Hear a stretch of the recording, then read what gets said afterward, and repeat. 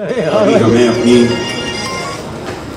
काव्य गंगा में डुबाने की कृपा करेंगे वे हैं कृष्ण कल्पित आशुतोष दुबे, बाबूशाह कोहली और अंबर पांडे। एक तरह से कविता की, हिंदी कविता की दो पीढ़ियों का यहाँ पर एक साथ समावेश हो रहा है और दो पीढ़ियाँ एक साथ इस नई कविता और हिंदी कविता की धारा को स्पर्श करेंगी। मुझे लगता है अपूर्व अवसर है। जितने जल्दी हम यहाँ पर गैदर होंगे उतने जल्दी हम इस पाठ को प्रारंभ कर सकेंगे। सम्मानीय कविगणों से भी अनुरोध है कि कृपया निकट आ जाएं ताकि मैं उन्हें मंच पर आमंत्रित कर सकूं। और उसके अंतर्गत ये द्वितीय काव्य संध्या, जिनकी कविताओं के जरिए उस स्मृति को छुआ गया है, उनकी एक कविता के पाठ से मैं इस कार्यक्रम को प्रारंभ करना चाहूँगा। उसके पूर्व मैं अनुरोध करूँगा, यहाँ हम कवियों का स्वागत मैं सोचता हूँ कि आज आमंत्रित कवियों से ही कराएं। मैं अनुराधा सिंह जी से अनुरोध करूँगा कि कृपया आएँ और हमारी ओर से, शब्द की ओर से आदरणीय कृष्ण कल्पित जी का अभिनंदन करें। पुष्प उनका स्वागत अनुराधा सिंह।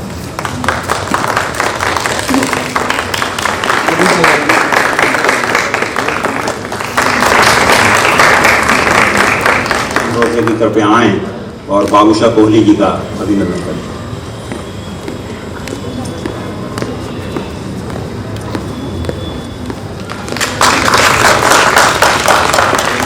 था वो आदरणीय मलय जी के जरिए आदरणीय कृष्ण कल्पित जी को मिल गया। भैया उसकी थोड़ी क्षतिपूर्ति है।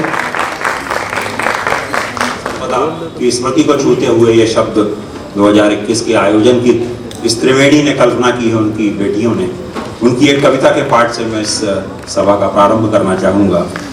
वो कविता ही ऐसी है जिसमें उन्होंने कहा है कि मैं जा रहा हूँ, उन्होंने अलविदा कहा है। ए किनारे बांधना तू पाँव मेरे, ए किनारे बांधना तू पाँव मेरे, मैं विश्व का संताप लेकर लहर के वक्ष में ही जा बंधूंगा। ए किनारे बांधना तू पाँव मेरे, मैं विश्व का संताप लेकर लहर के वक्ष में ही जा बंधूंगा। कुटिलता की वक्र कड़ियां गीत का मेरे बनेंगी स्वर, पिपासित भावना का रूप लेकर कौन सा वह गीत जिसके शब्द टूटे और बिखरे, मैं उसे संगीत दूंगा। अनिल जी ने कहा था, कुटिलता की वक्र कड़ियां गीत का मेरे बनेंगी स्वर, पिपासित भावना का रूप लेकर कौन सा वह गीत जिसके शब्द टूटे और बिखरे, मैं उसे संगीत दूंगा। और मांग है अधूरी जो मन मांगा सिंदूर दूंगा। ये कविता प्रकाशित आपके हाथ पुस्तक होगी, इसमें ऐसा नहीं लिखा है, मैंने इसमें संशोधन कर दिया है। ये कवि के अधिकार से किया है। इसमें लिखा था, और मांगों को अधूरी जो मुंह मांगा सिंदूर दूंगा। तो मुझे लगा कि बात शायद कहीं इतने समय में ये मांगो नहीं हो सकता, और मुंह मांगा कैसे होगा, मन मांगा हो सकता है सिंदूर। तो मैं उसे संगीत दूंगा, और मांग है अधूरी जो मन मांगा सिंदूर दूंगा। बांध दूंगा पाट सागर पर हिमालय को घुमा दूंगा, पद्र सातल का खिलाऊंगा अनोखे फूल मरुथल में, और मरघट के सभी निगले हुओं को जिंदगी दूंगा। मिला दूंगा चांदनी को मैं सवेरे से, उषा को सांझ से भी, और सूरज को खिलाऊंगा निमंत्रण मौन रजनी की कुटी पर। जा रहा हूँ अलविदा मैं आज पथ की ओर। अनिल कुमार श्रीवास्तव जी तो हमको अलविदा कहकर गए हैं, लेकिन अपनी स्मृति छोड़ गए हैं। और मुझे लगता है जिस तरह से किसी पिता की स्मृति को छुआ जा सकता है, इससे अच्छा कुछ और नहीं हो सकता। एक कवि पिता की स्मृति को इस त्रिवेणी ने छुआ है। कल भी मैंने इस बात को रेखांकित किया था, पुनः करता हूँ, बार बार उनके आगे के पथ के लिए शुभकामनाएं देता हूँ। और इस मंच से अब इस सभा को प्रारंभ करते हुए आज मैंने हमारे वरिष्ठ कवि की आज्ञा से, नरेश सक्सेना जी भी आज्ञा मुझे देके गए थे, आज क्रम बदल दिया है और मैं पहले आमंत्रित कर रहा हूँ कृष्ण कल्पित जी को। उनका परिचय में देना चाहूँगा। कवि गद्यकार कृष्ण कल्पित का जन्म 30 अक्टूबर 1957 को फतेहपुर शेखावटी में हुआ। आपकी प्रकाशित पुस्तकें हैं भीड़ से गुजरते हुए, बड़ई का बेटा, कोई अछूता सबक, एक शराबी की सूक्तियाँ, ए बेदिल, और अभी अभी बहुत मकबूल हुई किताब हिंदनामा जो पूरे देश में चर्चित है। आपको निरंजन नाथ आचार्य पुरस्कार से सम्मानित किया गया है। किसी ने कहा है समकालीन हिंदी कविता का परिदृश्य बिना कृष्ण कल्पित के पूरा नहीं होगा। लगभग 4 दशकों में फैला उनका सृजन हमारे समक्ष है। आज भी वह नमोन्मेष और ऊर्जा से भरे हुए हैं। कृष्ण कल्पित के पास उर्दू की सोहबत से अर्जित दिल फरेब भाषा है। उनकी कविताएं अक्सर समय की धूल से उठती हैं और संदिग्ध महानताओं पर पसर जाती हैं। उनमें एक सूफियाना बेअदबी है और इतिहास के साथ उनकी कविताओं का रिश्ता मानीखेज है। नरेश सक्सेना जी संभवतः कृष्ण कल्पित जी को सुनने के लिए रुके हुए हैं, इसलिए मैं आगे की अपनी कंपेयरिंग को छोड़ते हुए सीधे उन्हें आमंत्रित करता हूं। आदरणीय कृष्ण कल्पित जी यहाँ आए और अपनी कविताओं से हमें। सबसे पहले मैं कालजयी अनिल कुमार श्रीवास्तव फाउंडेशन का आभार व्यक्त करता हूँ कि उन्होंने मुझे इस कार्यक्रम में कविता पाठ के लिए आमंत्रित किया। ये 2 दिवसीय कार्यक्रम एक ऐसे कवि, रंगकर्मी, पत्रकार, लेखक की स्मृति में आयोजित किया गया है जो सचमुच एक सच्चा कवि था। जब मैं सबसे पहले इस सभागार की तरफ आया तो ये सामने एक कविता उनकी लिखी हुई है, अनिल कुमार श्रीवास्तव की, खेल उसका नाम है। या तो आप लोगों ने पढ़ी होगी, अगर नहीं पढ़ी है तो मैं कहूँगा कि एक बार जरूर पढ़िएगा जाते हुए आते हुए उस कविता को। उस कविता का कथ्य है कि एक बच्चा है जो खेल रहा है, गरीब बच्चा है। खेल किससे रहा है? वो अपने अभावों से खेल रहा है। उसने अपने अभावों को ही खिलौना बना दिया है। एक बहुत छोटी सी कविता है, उसको जरूर पढ़िएगा। तो एक सच्चे कवि की स्मृति में आयोजित एक सुंदर और सार्थक आयोजन के लिए मैं उनकी तीनों कृतियों को, बच्चन जी से एक बार पूछा किसी ने कि आपकी सर्वश्रेष्ठ कृति कौन सी है, तो उन्होंने कहा कि अमिताभ बच्चन मेरी सर्वश्रेष्ठ कृति है। तो अगर अनिल जी से भी पूछा जाता तो शायद वही कहते कि मेरी सर्वश्रेष्ठ बेस्ट ट्रिलॉगी है। ये ट्रिलॉगी, जो 3 मेरी बेटियां हैं वो सर्वश्रेष्ठ कृतियां हैं और तीनों में ही कृति नाम आता है। तो मैं साधुवाद देता हूं कि इस सुंदर आयोजन के लिए, और बहुत सारी अच्छी बातें सुनने को मिली। और 1-2 साल के इस वक्फे के बाद, इस खतरनाक जहाँ घर कैद में थे सारे के सारे, वहाँ से निकल करके ऐसे आयोजन अब होने लगे हैं, तो ये भी एक सुखद संदेश है कि आगे अब इस आपदा से हम छुटकारा पाएंगे और आगे बढ़ेंगे। नरेश जी चले गए हैं। वो कल उन्होंने कहा था कि कल्पित से तरन्नुम में सुनिएगा, तो तरन्नुम से सुना के ही तो मुझे कविता से बाहर किया गया और मुझे फिर कह रहे हैं कि तरन्नुम से सुनाइए। तो तरन्नुम क्या होती है दोस्तों की अपनी मौज में गुनगुनाना, वो गाना गायकी नहीं होती है। तरन्नुम अपनी मौज में गुनगुनाने को कह सकते हैं कि एक कवि अपनी कविता को गुनगुनाता है। तो वो तरन्नुम में भी सुनाऊंगा मैं एक आध गीत। उससे पहले एक कविता, और एक खास कविता नरेश सक्सेना जी को समर्पित इस कविता के बाद मैं सुनाऊंगा। वो खास तौर से उनको रोका गया है कि वो कविता कृपया सुन के जाए। गीत तो मैं बाद में भी उनको सुना दूंगा, लेकिन मैं कविता पाठ की शुरुआत करता हूँ अपनी एक कविता से जिसका शीर्षक है साइकिल की कहानी। साइकिल की कहानी।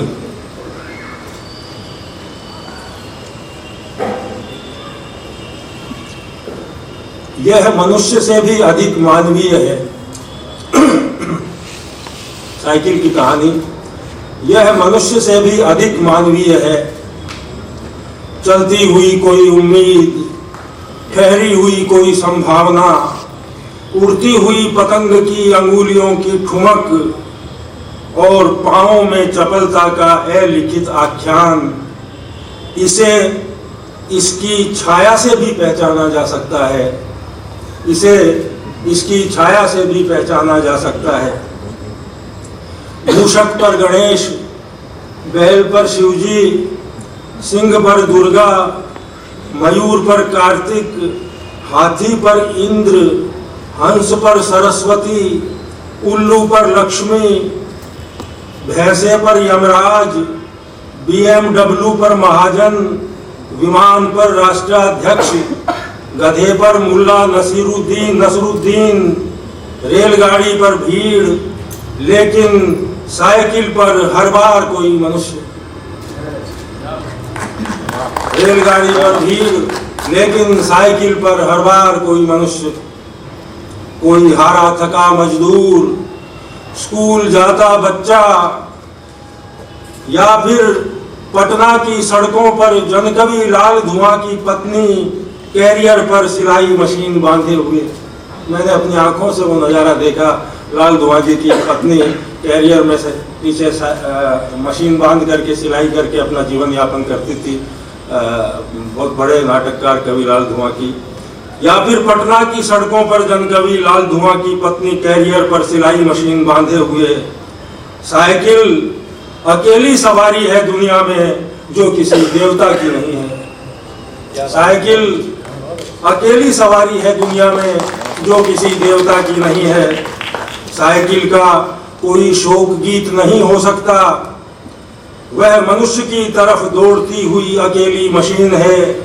मनुष्य और मशीन की यह सबसे प्राचीन दोस्ती है, जिसे कविता में लिखा पंजाबी कवि अमरजीत टंडन ने और सिनेमा में दिखाया विक्टोरिया देसिका ने बाइसिकल थीव्स में। गरीबी, यातना और अपमान की जिन अंधेरी और तंग गलियों में मनुष्यता रहती है, वहां तक सिर्फ साइकिल जा सकती है। गरीबी, यातना और अपमान की जिन अंधेरी और तंग गलियों में मनुष्यता रहती है, वहां तक सिर्फ साइकिल जा सकती है। घटना स्थल पर पाई गई।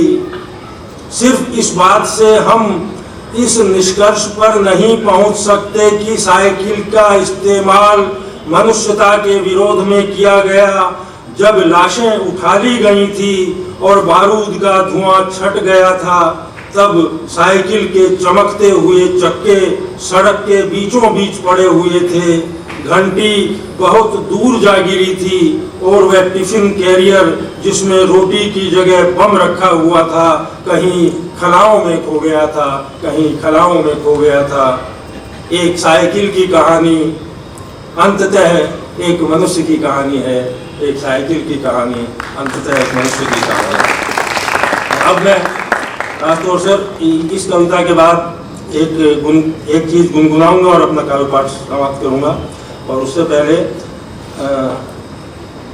हिंदी कविता में छंद और मुक्त छंद, छंद मुक्त एक लंबी बहस चलती आ रही है तार सप्तक के बाद से लगातार। और इस बात से तो शायद इनकार नहीं किया जा सकता कि तार सप्तक के बाद जो हिंदी कविता का जो विकास हुआ है, एक लंबी बहस और छंद को लेकर जो चली है, कि वो चाहे कितनी भी बौद्धिक ऊंचाइयों को छुआ है हिंदी कविता में, कितनी भी वो वैश्विक हुई है, कितनी भी वो हुई है, लेकिन पाठकों से उसकी दूरी होती चली गई है। इस बात में तो कोई संदेह मैं समझता हूँ कि कोई कवि भी नहीं करता कि उसका जो वो रस है हिंदी कविता का, पाठक भी अपनी कविता की प्यास उर्दू के कवियों से बुझाता है। इस बात की सच्चाई में किसी को इनकार नहीं होना चाहिए। तो वो कौन सी चीज छिटक गई हिंदी कविता की जिसके कारण, तो ये छंद की नहीं है, ये कविता तो मैंने फ्री वर्स में लिखी है छंद के पक्ष में।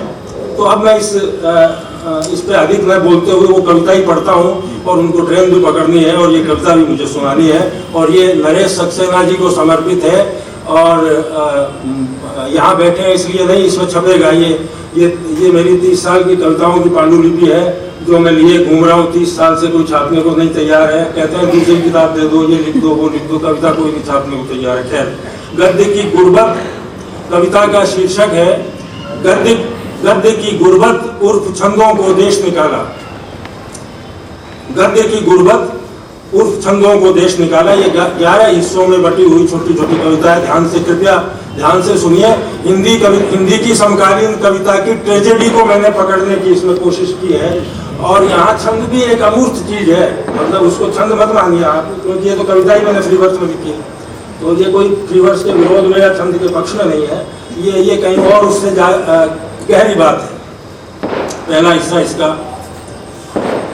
आजादी से कुछ वर्ष पहले और तार सप्तक के प्रकाशन के कुछ बाद जब आधुनिक नागरी प्रचारणी सभा ने जारी किया यह फरमान कि छंद अब पुराने हुए, उनकी आभा मटमैली हुई, नए साहित्य में इनके लिए नहीं बचा कोई स्थान।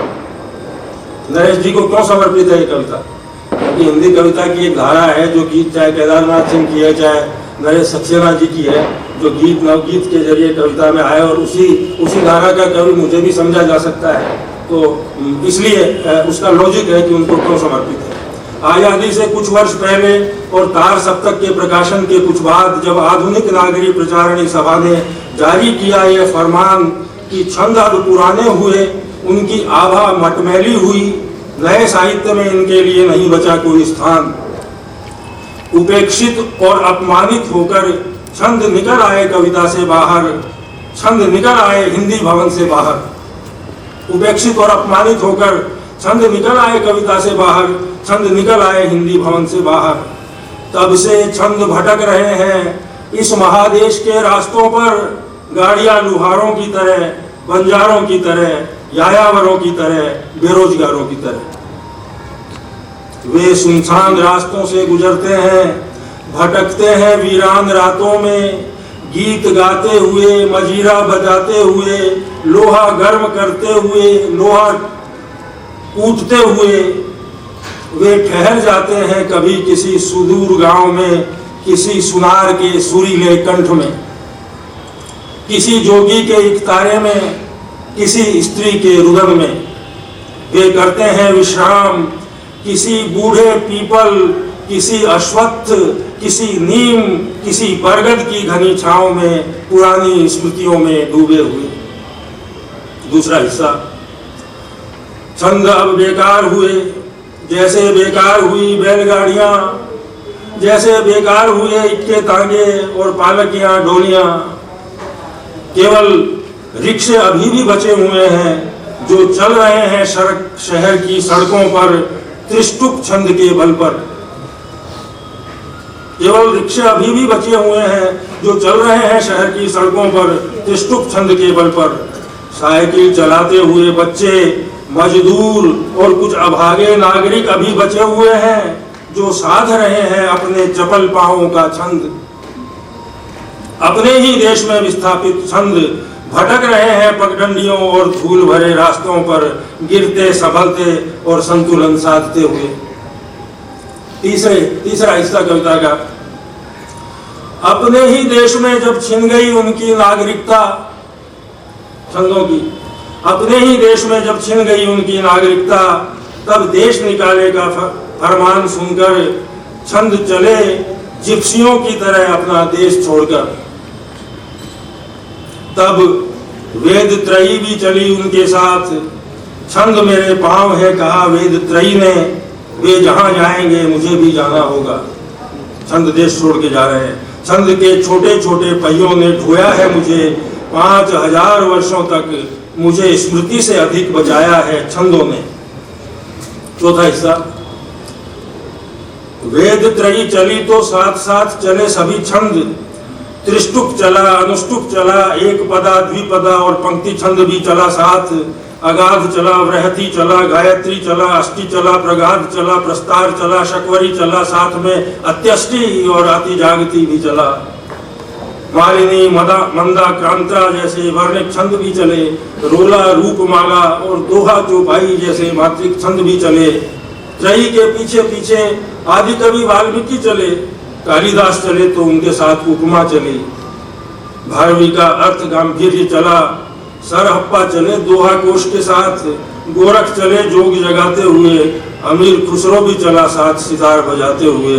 दो सुखने गाते हुए जायसी चले तो तुलसीदास भी चले, पद्मावत और रामचरितमानस चला साथ। काशी का जुलाहा भी चला, दोहा रमैनी और साकी के साथ। कबीर के साथ रैदास भी चले, मीरा भी चली, नाचते हुए, मतिराम चले, घनानंद चले, गंग चले, केशव चले, तुकाराम चले अभंग गाते हुए, मीर चले, गालिब चले, सौदा चले, जोक चले, फिराक चले, मजाज चले, जोश चले, रविंद्र चले, नजरुल चले, इकबाल चले, पंत चले, प्रसाद चले, निराला चले, महादेवी चली और चले नागार्जुन। संगीत चला और चला पद लालित्य, ऊंटों की 7 कतारें चली, प्राचीन पांडुलिपियां लाद कर कुमैत अश्वों का समूह चला सीमा पार करता हुआ। अपनी परंपरा देश के बाहर जा रही है।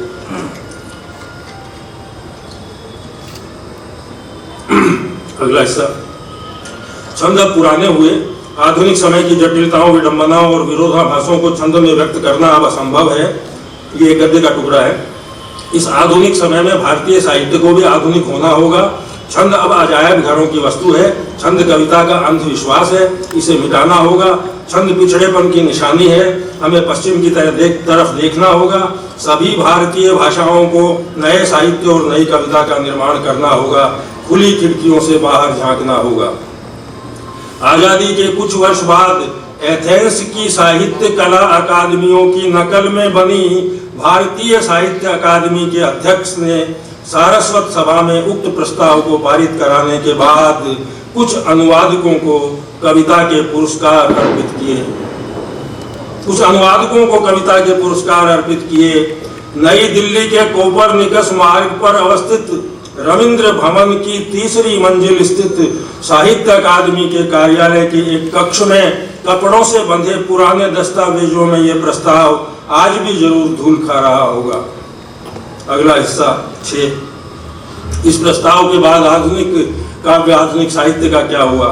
इसके बाद पुताई ही कला थी, अनुकृति ही मूल थी, नॉवेल ही उपन्यास था, शॉर्ट स्टोरी ही कहानी थी, ड्रामा ही नाटक था, क्रिटिसिज्म ही आलोचना थी, सटायर ही व्यंग था, ऐसे ही निबंध था।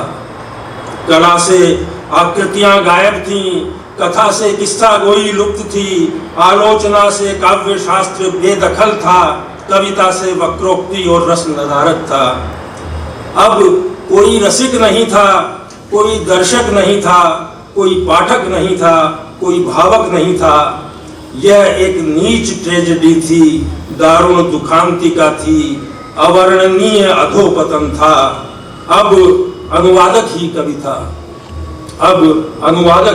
था, अगला हिस्सा, क्यों भाई? यूरोप से उठी आधुनिकता की आंधी में देखते देखते कविता कला में बदल गई, जो कभी पंचमी विद्या थी। भारतीय परंपरा में कला नहीं है, कविता विद्या है, और हम ग्रंथ लिखे जा रहे हैं कविता कला। यूरोप से उठी आधुनिकता की आंधी में देखते देखते कविता कला में बदल गई, जो कभी पंचमी विद्या थी। यदि कविता कला होती तो कवि कलाकार होता, नहीं होता ब्रह्मा का सहोदर। कलाएं 64 थीं, जिसे उपविद्या में परिगणित किया था वात्स्यायन ने। आधुनिक वात्स्यायन के तार सप्तक के बाद कविता कलाकारी थी। आधुनिक वात्स्यायन के तार सप्तक के बाद कविता कलाकारी थी, कलाबाजी थी, सरासर दगाबाजी थी। पूरब की परंपरा के साथ कविता अब बढ़ई की खाट थी, अनुकरण का अनुकरण थी। 8वां, अब छंद कहाँ गए? छंद भटक रहे हैं छंद, पूरब से पश्चिम, उत्तर से दक्षिण, दक्षिण से उत्तर, पश्चिम से पूरब, अपने ही देश में उजड़े हुए, अपने ही घर में पराए। चले जा रहे हैं छंद, जैसे घर लौटते बेरोजगार मजदूर। चले जा रहे हैं छंद, जैसे घर लौटते बेरोजगार मजदूर। कई कुचलकर मर गए रेलगाड़ियों से, कईयों ने दम तोड़ दिया भूख से। नंगे पांव लहू लुहान, वे चल रहे हैं अनवरत और बिना थकान। छंद से कट रहे हैं छंद, गिरते पड़ते गाते गुनगुनाते चले जा रहे हैं छंद। अगला हिस्सा, देखकर कवियों का कारवां, काव्य शास्त्रकार भी चले पीछे पीछे। जब कवि चले गए, छंद चले गए, तो काव्य शास्त्रकार क्या करेंगे? वो भी चले। देखकर कवियों का कारवां, काव्य शास्त्रकार भी चले पीछे पीछे। भरत मुनि चले, भामह चले, भरत चले, काव्य मीमांसा वाले राजशेखर चले, आनंदवर्धन मम्मट दंडी चले, क्षेमेंद्र कुंतक और अभिनव गुप्त पंडित राज जगन्नाथ चले, अलंकार रस रीति ध्वनि वक्रोक्ति सभी संप्रदाय चले, छंदों के कारवां के साथ नदियों पहाड़ों और रेगिस्तान से गुजरते हुए। 10वां हिस्सा, क्या सरस्वती नदी की तरह विलुप्त हुई कविता, क्या सरस्वती नदी की तरह विलुप्त हुई कविता इस धराधाम से, क्या मिट गई 5000 वर्ष पुरानी स्मृतियां, क्या छिन गया हमसे हमेशा के लिए कविता का ऐश्वर्य, क्या छिन गया हमसे हमेशा के लिए कविता का ऐश्वर्य, क्या अब गुजर बसर करनी होगी गद्य की गुर्बत में, क्या गुजर बसर करनी होगी गद्य की गुर्बत में। और अंतिम पंक्तियां 4, फिर कब खिलेंगे इस मरुभूमि में कविता के पुष्प, फिर कब खिलेंगे इस मरुभूमि में कविता के पुष्प, फिर कब बरसेगा अटूट पानी धारासार, फिर कब होगी ये वसुंधरा छंदमय, फिर कब होगी ये वसुंधरा छंदमय। ये एक कविता एकदम समय इस शब्द उत्सव का एक महत्वपूर्ण हिस्सा अभी इसके बाद और बाकी है, क्योंकि ये पूरी टीम जो इस त्रिवेणी के साथ इस कार्यक्रम को संभव और सफल बनाने में लगी हुई है, इन सब की पृष्ठभूमि अलंकृति की पृष्ठभूमि भी थिएटर है, और थिएटर से जुड़े हुए सारे लोग जिनकी ऊर्जा से ये सुंदर आयोजन, ऐसी सुंदर शाम घट सकी। तो नाटक से ही इस कार्यक्रम का अंत होना चाहिए और होगा भी, समापन होगा।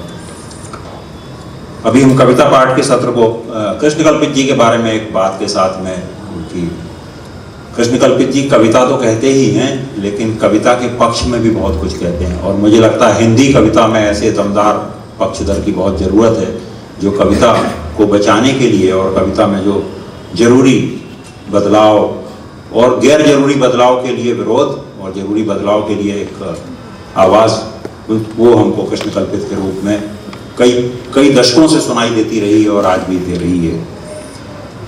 इसी क्रम को आगे बढ़ाते हुए मैं इसके पहले कि आशुतोष दुबे जी को आमंत्रित करूं, मैं उनका परिचय देना चाहूँगा। 1963 में इंदौर मध्य प्रदेश में जन्मे आशुतोष दुबे जी के 4 कविता संग्रह चोर दरवाजे से, असंभव, सारांश, यकीन की आयतें, विदा लेना बाकी रहे प्रकाशित हैं। हिंदी कविता में आपके योगदान के लिए आपको केदार सम्मान, अखिल भारतीय माखनलाल चतुर्वेदी पुरस्कार, रजा पुरस्कार, वागीश्वरी पुरस्कार, स्पंदन कृति सम्मान प्राप्त हुआ है। वर्तमान में आशुतोष इंदौर में अंग्रेजी साहित्य के प्राध्यापक हैं। आशुतोष जी की कविता के बारे में कहूं तो सामान्यतः आशुतोष दुबे जीवन की अति सामान्य क्रियाओं, नगण्य अनुभवों, साधारण व्यवहारों के तल में छिपे रहने वाले मानवीय सार को इस तरह मूर्त करते हैं कि वे फिर से हमारे जीवन में दाखिल हो जाती हैं। जिन चीजों के बगैर हम जीने के आदी हो चुके थे, उन्हें नए सिरे से आशुतोष देखते हैं। साथ साथ पाठक भी इनके आलोक में स्वयं को नए सिरे से देख पाता है। ये इनकी कविताओं की सामर्थ्य है। इन कविताओं से साक्षात्कार किसी वैचारिक व्याख्यान या धारणा से परिचय नहीं है, बल्कि इस सदी में जीवन की कश्मकश, असमंजस, निरर्थकता, निरीहता और तुच्छताओं को महसूस करना है। उनकी एक कविता का अंश है अकेले खेलने वाले बच्चे। एकांत उनके कोने घिसकर उन्हें एक गेंद में बदल देता है। अपनी ऊब में टप्पे खाते हुए अंततः वे फर्श पर निश्चल पड़े रहते हैं। कभी कभी वे ऐसे काम करते नजर आते हैं जो उन्हें अपनी ढलती उम्र में ही करने होंगे, जैसे पड़े पड़े छत की ओर देखना, बुदबुदाना, जम्हाई लेना, ऊँघना और सो ना पाना। वे बंद दरवाजों पर दस्तक देते हैं, पूछते हैं कौन है, जवाब देते हैं मैं हूँ। ऐसे संवेदना से परिपूर्ण कविताओं को रचने वाले आदरणीय आशुतोष दुबे जी को मैं आमंत्रित करता हूँ यहाँ आए और अपनी कविताओं से मैं परिचित कराऊँ। ट्रेनें चलती हैं और कवियों के क्रम बदल जाते हैं। आज एक ट्रेन ऐसी ही चली है और इसमें हमारे जो सबसे वरिष्ठ कवि यहाँ पर मौजूद हैं, श्री कृष्णकल्पित जी, जिन्होंने इतनी सुंदर और इतनी सम्यक, इसको मैं कहूँगा कि शल्य कविता, जो छंद की अनुपस्थिति, छंद का क्षीण होना और उसके साथ कविता का आयुष्य कम होना, इसको लेके उन्होंने एक इतने बड़े विराट कैनवास पे कविता लिखी जो हमने सुनी, उसका सौभाग्य हमें मिला। तो उसके लिए भी नरेश जी को और उनकी जाती हुई ट्रेन को हमें धन्यवाद देना चाहिए। हम लोग जब इंदौर से चले तो इंदौर में ठंड थी, लेकिन जबलपुर में हमें वो ठंड नहीं लगी, बल्कि यहाँ पे तापमान कुछ ज्यादा था। निश्चय ही वो आप लोगों की आत्मीयता का ताप है। कालजयी अनिल कुमार श्रीवास्तव फाउंडेशन के जितने भी लोग, तीनों कृति बहनें और तमाम परिजन, और अब हमें ऐसा लगता है कि हम लोग इन 2 दिनों में इसी परिवार का एक हिस्सा हो गए। बहुत अच्छा लगा, बहुत अच्छी स्मृतियां लेके हम यहाँ से जा रहे हैं।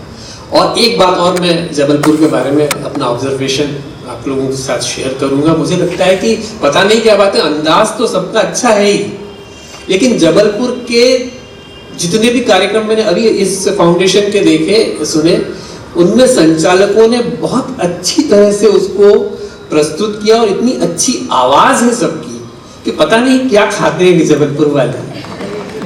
इतनी अच्छी आवाज में सुबह का संचालन, सत्र का, शाम का, और विवेक की आवाज भी बहुत अच्छी है। कुल मिला के मुझे ऐसा लगता है कि कुछ है यहाँ के पानी में। कल आप रुक रहे हैं, कल आप रुक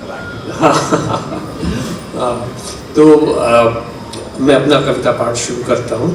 मेरे पास बहुत अच्छी कविताएं शायद नहीं हैं, लेकिन मैं कोशिश करता हूँ कि वो कुछ अच्छी भले न हो पर थोड़ी सी सच्ची हो और आप लोगों को भी लगे कि ये शायद हमारे अनुभव के आसपास की कोई चीज है।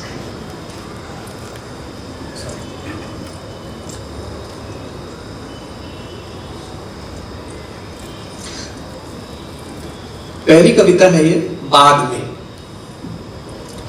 कुछ कहना चाहता था पर सोचा बाद में कहूंगा। कुछ कहना चाहता था पर सोचा बाद में कहूंगा। पिता के पास कुछ देर बैठ जाऊंगा। बेटे से प्यार से बात करूंगा। मां से सुन लूंगा उनके गठिया की तकलीफ धीरज से। पत्नी से अकेले में माफी मांग लूंगा। पिता के पास कुछ देर बैठ जाऊंगा। बेटे से प्यार से बात करूंगा। मां से सुन लूंगा उनके गठिया की तकलीफ धीरज से। पत्नी से अकेले में माफी मांग लूंगा। पर बस इतनी सी देर में देखता हूं पिता नहीं है अब। पर बस इतनी सी देर में देखता हूं पिता नहीं है अब। बेटा बड़ा होकर दुनिया में निकल चुका। मां अब कुछ कहती ही नहीं और माफी कहीं नहीं होती। कहने की इच्छा के पल के बाद, कहने की इच्छा के पल के बाद कोई बाद नहीं है। यह बहुत बाद में पता चलता है।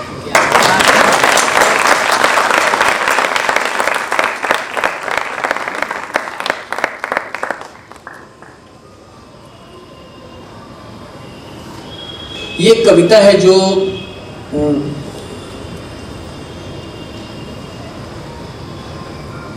जिसका शीर्षक है आज्ञाकारी। मृत्यु के पास जाते हुए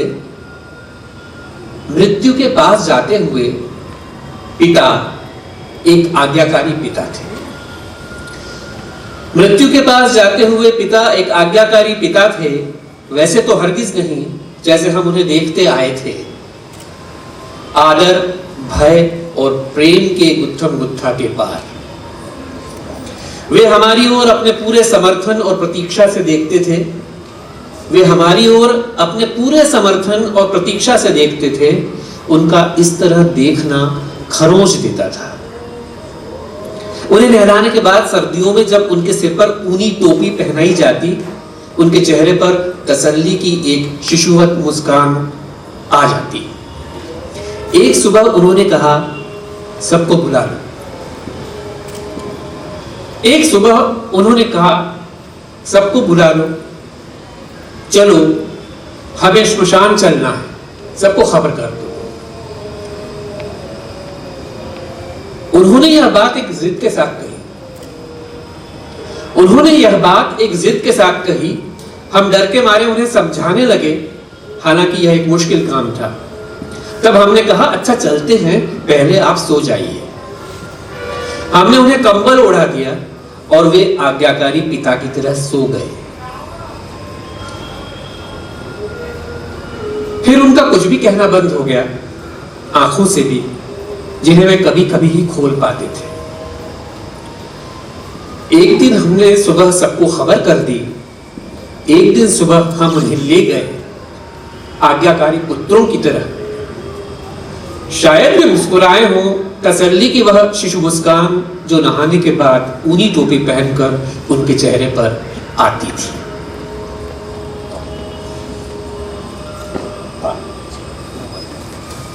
वो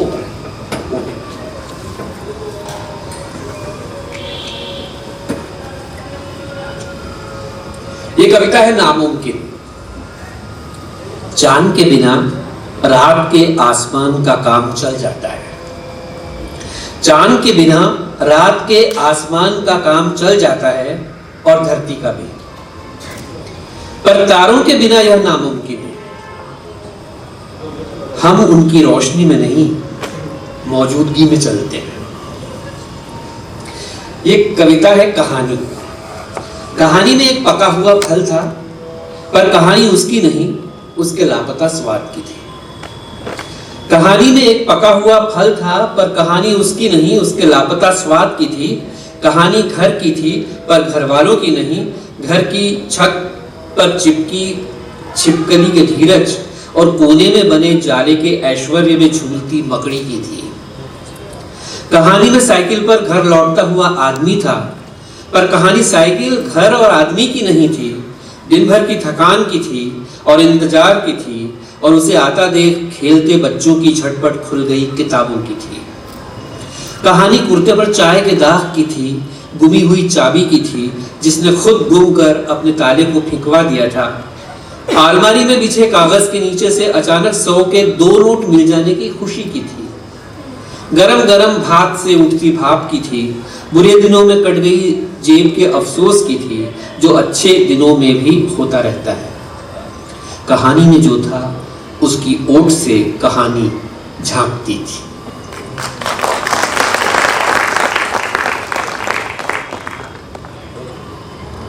एक कविता में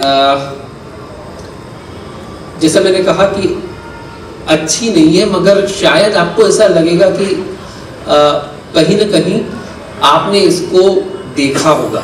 इस दृश्य में बहुत परिचित चीज है, दूध का उफरना।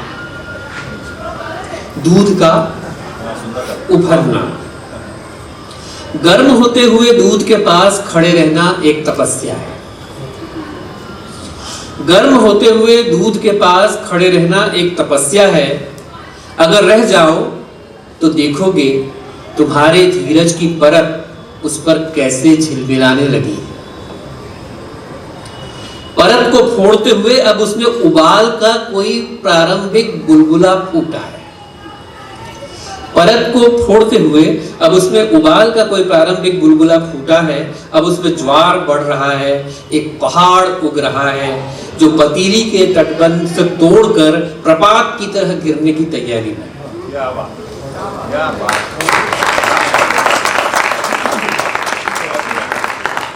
पहले का विलंबित तुम्हें भरोसे में रखकर कब यकबयक द्रुत हो जाता है, तुम ठीक ठीक कभी जान नहीं पाओगे। जिस समय तुम्हारे कान सड़क से गुजरते सब्जी वाले की आवाज पर हैं, जिस समय तुम्हारी आंख घड़ी पर है, जिस समय कुकर की सीटी तुम्हारे दिमाग में बज रही है, जिस समय तुम्हें बिल्कुल समय नहीं है, उसी समय तुम्हारे देखते देखते उसी समय तुम्हारी नजर बचाकर वह उफन जाएगा। बरसों से दूध उफन रहा है, बरसों से दूध उफन रहा है। ऊब और आंच के गड़बड़ाए गणित में इसी तरह छकाते हुए बरसों से तुम उसके सामने सदमे में झुंझलाए हुए पस्त खड़े। धन्यवाद। एक उम्र पूरी करके धीरे धीरे घर में रहने वाले चले जाते हैं घर से। एक उम्र पूरी करके धीरे धीरे घर में रहने वाले चले जाते हैं घर से। उनका पता बदल जाता है थोड़ा बहुत, वे भी। घर बूढ़े होते रहते हैं, घर बूढ़े होते रहते हैं, लेकिन उन्हें मृत्यु का वरदान नहीं। वे उन्हीं पुराने घर वालों में रहते हैं। पुराने घर उन्हीं पुराने घर वालों में रहते हैं जहां सब वैसे ही रहते हैं जैसे थे, जहां चीजें कम थीं मगर जीवन लबालब था। वहां सब जीवित हैं, वहां सब अपनी अपनी उम्र में रुके हुए हैं। सबको सहेजे वह घर ढह रहा है, सबको सहेजे वह घर ढह रहा है, जो याद का चीठा किराएदार है, खाली नहीं करता।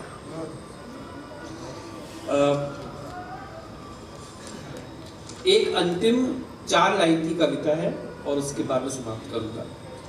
जाना, जाना ही हो तो इस तरह जाना कि विदा लेना बाकी रहे। जाना ही हो तो इस तरह जाना कि विदा लेना बाकी रहे। न ली गई विदा में इस तरह जरा सा हमेशा के लिए रह जाना। आशुतोष दुबे जी जैसे कवि जब पढ़ रहे हों तो समय सीमा की बात करना एक दुष्टता जैसा लगता है, लेकिन क्योंकि कार्यक्रम की मर्यादा है और खासतौर पे दूध का उफन्ना, इस कविता को थोड़ा सा फिर से देखिए तो ये एक पुरुष की कविता नहीं है, एक स्त्री की कविता है। सुबह में कदम के कार्यक्रम में अनुराधा सिंह जी को और हेमंत जी को लेके गया था तो वो बार बार स्त्री केंद्रित कविता की बात कर रहे थे। मैंने कहा शाम को आइएगा, बहुत सुंदर कविताएं आपको सुनने मिलेंगी। एक जो कश्मकश और जो संघर्ष आशुतोष जी ने रखा है वो एक पुरुष का नहीं है, वो स्त्री का है। इतनी सारी आवाजें एक साथ सुनना, इतने सारे बिंदुओं पर ध्यान देना और वो पूरी बात। आशुतोष इसी तरह से अपना रंग किसी काव्य सभा को देते हैं। कितनी सुंदर ये सभा आपकी उपस्थिति के स्नेह से और इन कवियों की उदारता की से यहाँ पर बन गई है। मैं इसी क्रम को आगे बढ़ाते हुए हमारे लाडले कवि, लाडले इसलिए कह रहा हूँ कि इस नगर ने बार बार इस कवि को पुकारा है और ये बार बार यहाँ आए हैं और बार बार हमने इनको सुना है। मन कभी नहीं भरता है, आज भी नहीं भरेगा। हेमंत देवलेकर जी को मैं यहाँ बुलाऊं, उनका फिर भी एक औपचारिक परिचय थोड़ा सा। देखिए तालियों की आवाज़ मेरी बात को साबित करती है। लाडले कवि, मूलतः रंगकर्मी हेमंत देवलेकर का जन्म, ये भी एक गलत टर्म है, ये मूलतः बहुत कुछ हैं, कवि भी हैं, सभी है। हेमंत देवलेकर का जन्म 11 जुलाई 1972 को उज्जैन मध्य प्रदेश में हुआ। हमारी उम्र का कपास धीरे धीरे लोहे में बदल रहा है और गुल मकई आपके कविता संग्रह है। आपको राजस्थान पत्रिका द्वारा कविता का प्रथम पुरस्कार स्पंदन युवा सम्मान शशिन सम्मान, जो कि इसी नगर ने आपको दिया था, और अभी अभी हाल में ही मध्य प्रदेश हिंदी साहित्य सम्मेलन का वागीश्वरी सम्मान प्राप्त हुआ है। वर्तमान में हेमंत बहुत सारी दूसरी अपनी सक्रियताओं के साथ में विहान ड्रामा वर्क्स भोपाल के साथ में रंगकर में सक्रिय हैं। वस्तुतः हेमंत ऐसे कवि हैं जिन्हें हर घटना, वस्तु, जगह, संबंध और व्यक्ति में छुपी हुई कविता की संभावनाओं को टटोलने और उसके साथ एक रागात्मकता जोड़ने की कला आती है। एक कविता देखिए, कल मौसम की पहली बारिश हुई और आज यह दरवाजा चौखट में फंसने लगा है। वह बंद नहीं होना चाहता, ठीक दरख्तों की तरह एक कटे हुए जिस्म में पेड़ का खून फिर दौड़ने लगा है और यह दरवाजा बचपन की स्मृतियों में खो गया है। याद आने लगा है किस तरह वह बाहें फैलाकर हजारों हथेलियों में समेटा करता था बारिश को और झूमने लगता था। वह स्मृतियों में फिर हरा हुआ है। ऐसी कविता को रचने वाले हेमंत को मैं आवाज देता हूँ, यहाँ है उसकी कविता। श्री अनिल कुमार श्रीवास्तव जी की स्मृति को प्रणाम करता हूँ और इस फाउंडेशन के प्रति हार्दिक शुभकामनाएं, आभार व्यक्त करता हूँ। यहाँ पर उपस्थित सभी मेरे वरिष्ठ अग्रज गुरुजनों, कलाकारों, युवा साथियों, मित्रों, आप सभी को बहुत सारा प्यार। पहली कविता का शीर्षक है शुद्धिकरण। इतनी बेरहमी से निकाले जा रहे छिलके पानी के कि खून निकल आया पानी का। इतनी बेरहमी से निकाले जा रहे छिलके पानी के कि खून निकल आया पानी का। उसकी आत्मा तक को छील डाला रंदे से। ये पानी को छानने का नहीं, उसे मारने का दृश्य है। एक सेल्समैन घुसता है हमारे घरों में एक भयानक चेतावनी की भाषा में कि संकट में है आपके प्राण, और हम अपने ही पानी पर कर बैठते हैं संदेह। जब वो कांच के गिलास में पानी को बांट देता है दो रंगों में, हम देख नहीं पाते। फूट डालो और राज करो नीति का ये नया चेहरा। वो आपकी आंखों के सामने पानी के बेशकीमती खनिज चुराकर किसी तांत्रिक की तरह हो जाता है फरार। पानी बचाओ गाने वाली दुनिया खुद शामिल है पानी की हत्या में, अपने आदिम पूर्वज को गैस चैम्बर में झोंकते हुए। शुक्रिया।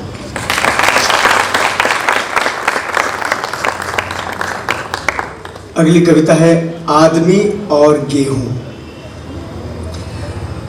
अपने हुलिये की जानकारी देते जब आया सवाल रंग का, मैंने कहा गेहूं।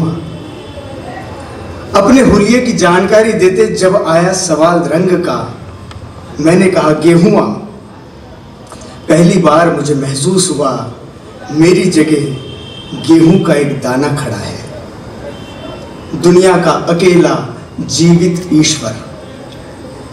कौतूहल से देखा अपने आसपास, हर कोई गेहूं था। घर और इमारतें गेहूं की बालियां। मुझे गहरी आश्वस्ति हुई पृथ्वी इस वक्त गेहूं से भरा खलिहान होगी। क्या गेहूं से मेरा कोई रक्त संबंध है? गेहूं के पेट की लकीर मुझे अपनी पीठ पर दिखाई दी। पहली बार अपनी त्वचा को एक खोजी की नजर से देखा। पहली बार अपनी त्वचा को एक खोजी की नजर से देखा। कितनी शताब्दियां लगी होंगी गेहूं को ढाल की ये परत फैलाने में। मैंने गेहूं को अपने पूर्वज की तरह याद किया। गेहूं होने की शर्त है पिसना। गेहूं होने की शर्त है पिसना, और आदमी की नियति भी यही है। हर आदमी अपनी अपनी पृथ्वी कंधे पर उठाए पसीने से तरबतर चल रहा। देखो तो वो एक साबुत गेहूं दिखाई देगा, मगर है वो पिसता हुआ आटा। गेहूं की तरह मुक्ति आदमी को सुलभ नहीं। रोज रोज पिसते हुए हर दिन बच जाना है थोड़ा। ये जो दिख रहा है सारा का सारा इंद्रजाल, सब कुछ आटा है आदमी का। ये जो दिख रहा है सारा का सारा इंद्रजाल, सब कुछ आटा है आदमी का। आदमी अपना ही आटा खाता है गेहूं की तरह फिर खड़ा होने के लिए।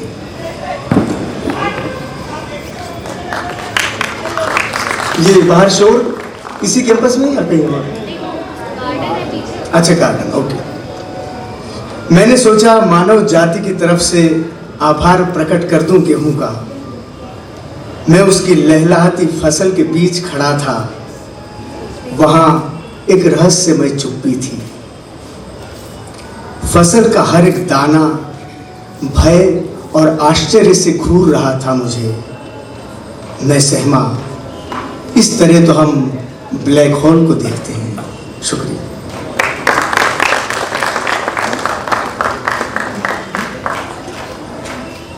गार्ड की पेटियां। हम सब स्टेशन पर जाते हैं किसी को छोड़ने आने जाने के वक्त, तो हमें गार्ड की पेटियां दिखाई देती हैं। हम सभी ने देखी हैं। आज उस पर एक कविता सुनिए। कुछ आशुतोष जी, आपके लिए कविता आपको समर्पित। कुछ चीजों का रहस्य हमेशा बना रहे, जीवन को इतनी छूट देनी चाहिए। कुछ चीजों का रहस्य हमेशा बना रहे, जीवन को इतनी छूट देनी चाहिए। एक दौड़ती भागती बदहवास दुनिया है रेलवे प्लेटफॉर्म। रेल आने पर यहां सब कुछ बाढ़ से पूरम पूर। इतनी भागम भाग में कौन स्थिर बैठ सकता है भला। प्लेटफॉर्म का सारा बहाव गुजर जाने के बाद नदी तल की चट्टानों की तरह उभर आती हैं गार्ड की बेटियां, और विस्मय की एक दुनिया खुलती है। उनके चेहरे कितने बेफिक्र लगते हैं, कितने यकीन से भरी है उनकी मुस्कुराहट, जबकि हर किसी की आंखों में संदेह है। यहां लोग अपना सामान कांख से नीचे उतारते डरते हैं। जब बैठने की हर जगह भर जाती, वे खुद को कुर्सियों की तरह खोल देती हैं। जब बैठने की हर जगह भर जाती, वे खुद को कुर्सियों की तरह खोल देती हैं, चटाइयों की तरह बिछा देती हैं। मैं सालों तक सोचता रहा कि वे पड़ी हैं या रखी हैं। मैं सालों तक सोचता रहा कि वे पड़ी हैं या रखी हैं। वे कब और कौन सी रेलों में चढ़ जाती हैं, उनमें क्या क्या सामान भरा होता है। अगर कोई उन्हें चुराकर भागने लगे तो क्या वे उसे ही आवाज देंगी जिसका नाम लिखा है उन पर। क्या वे कभी घर भी जाती होंगी। मैंने एक दिन जिज्ञासावश उन्हें खोलना चाहा, फिर सोचा कुछ उत्तर जो हम पा सकते हैं अगर प्रश्न ही बने रहें तो हमारी कल्पनाएं हमें जिंदा रहने में ज्यादा मदद करेंगी।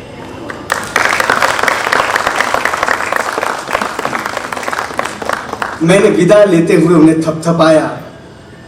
सुनसान पड़े प्लेटफॉर्म पर गार्ड की बेटियां प्रतीक्षा का सबसे सुंदर उदाहरण लग रही थी। शुक्रिया। नेपथ्य में बातचीत थोड़ी कम कीजिए। कविता आपके लिए समर्पित है, आप भी आगे आ जाइए। आपके लिए समर्पित है, आगे आ जाइए।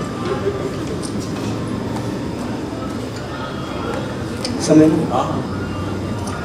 अगली कविता का शीर्षक है अभिशप्त।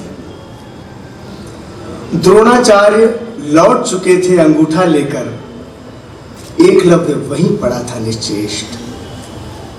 रक्त फैला था पास ही, उसके कबीले के लोग सारे जमा थे आसपास। इतना भीषण था आक्रोश उनमें कि निश्वासों से कांप कांप जाता था जंगल। श्राप बनकर फूटा क्रोध उनका।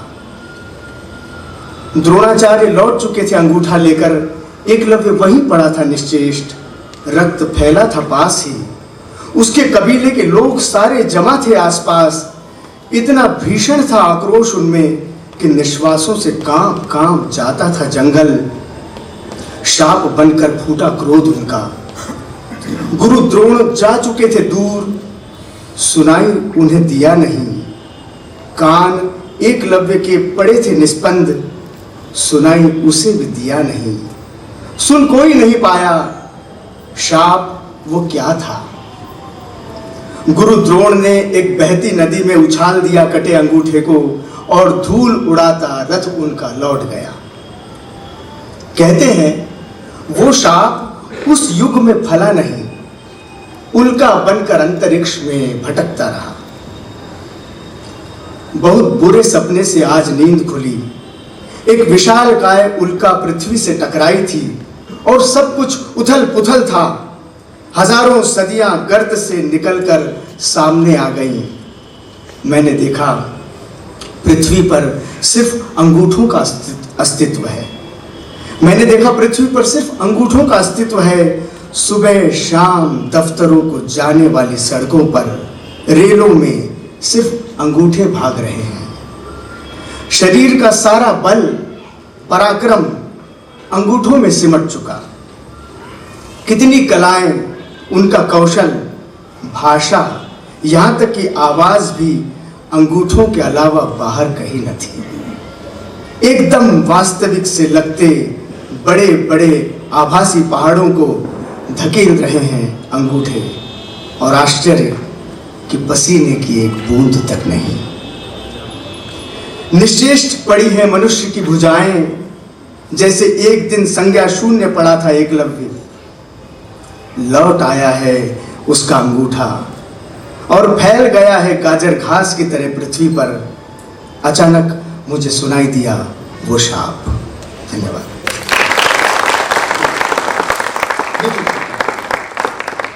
दो छोटी छोटी कविताएं और, एक बड़ी थी लेकिन अभी वो आगे बात। आपने देखा होगा पेड़ों के उसमें से ऐसे छोटी छोटी फुद्दियां रहती है, सफेद सफेद सफेद सफेद, फ्लाइंग सीड कहते हैं, उड़ते हुए बीज कहते हैं, बीज रहते हैं। दरअसल उसका शीर्षक है बीज पाखी। ये कितना रोमांचक दृश्य है, किसी एक वचन को बहुवचन में देखना। ये कितना रोमांचक दृश्य है, किसी एक वचन को बहुवचन में देखना। पेड़ पैराशूट पहनकर उतर रहा है, पेड़ पैराशूट पहनकर उतर रहा है। वो सिर्फ उतर नहीं रहा, बिखर भी रहा है। कितनी गहरी व्यंजना पेड़ को हवा बनते देखने में। सफेद रोओं के ये गुच्छे मिट्टी के बुलबुले हैं, सफेद रोओं के ये गुच्छे मिट्टी के बुलबुले हैं। पत्थर हो या पेड़, मन सबके उड़ते हैं। हर पेड़ कहीं दूर फिर अपना पेड़ बसाना चाहता है। हर पेड़ कहीं दूर फिर अपना पेड़ बसाना चाहता है। और ये सिर्फ पेड़ की आकांक्षा नहीं, अब वो दाने की तलाश में भटकता हर कोई उड़ता हुआ बीज है। धन्यवाद। एकदम छोटी सी है, शुक्रिया।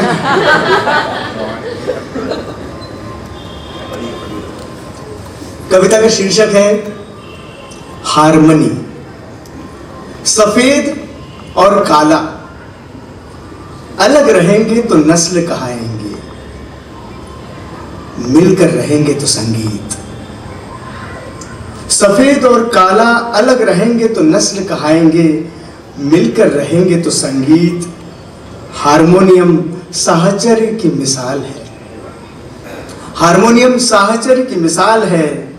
उंगलियों के बीच की खाली जगह उंगलियों से भर देने के लिए है। शुक्रिया। आपका जन्म 6 फरवरी 1969 को कटनी में हुआ। आप वर्तमान में केंद्रीय विद्यालय जबलपुर में कार्यरत हैं।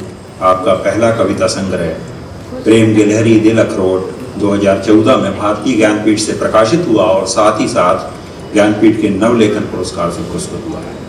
आपका गद्य कविता संग्रह 52 चिट्ठियां 2018 में रजा पुस्तक माला के अंतर्गत प्रकाशित हुआ, जिसे वागीश्वरी पुरस्कार प्राप्त हुआ।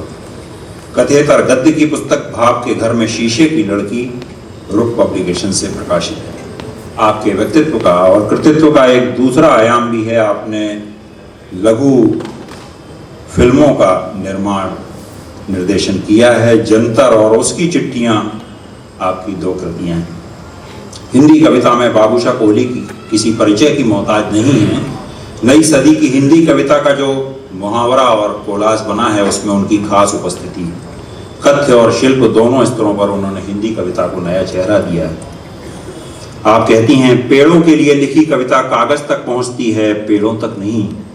शोषितों के लिए लिखी कविता गोष्ठियों तक पहुंचती है, शोषितों तक नहीं। ईश्वर के लिए लिखी कविता फसाद तक पहुंचती है, ईश्वर तक नहीं। और प्रेयस के लिए लिखी कविता ईश्वर तक पहुंचती है, प्रेयस तक नहीं। बाबूशाह की कविताएं आप तक पहुंचे, मैं बहुत स्नेह से आमंत्रित करता हूँ बाबूशाह यहाँ आएं और अपनी कविता करें।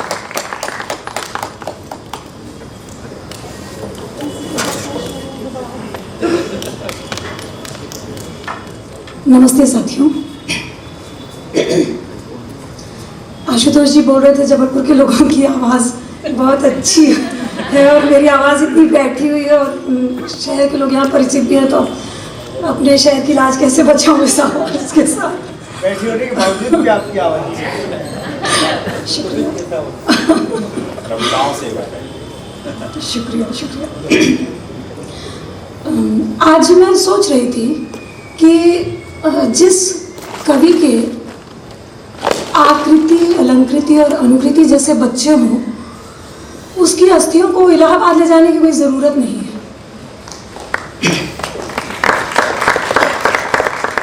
कल मैं देर शाम जब यहाँ सभागार में पहुँची और तीनों ही बहनों में अलंकृति को ही मैं सबसे ज़्यादा जानती और पहचानती हूँ, तो अलंकृति को मैंने देखा,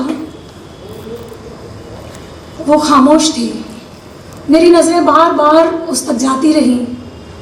उसकी खामोशी के पहाड़ से पैदा होकर एक नदी बह रही थी, वही नदी जिसमें पिछले 2 दिनों से हम लोग पाँव झुलाए बैठे हुए हैं और भीग रहे हैं।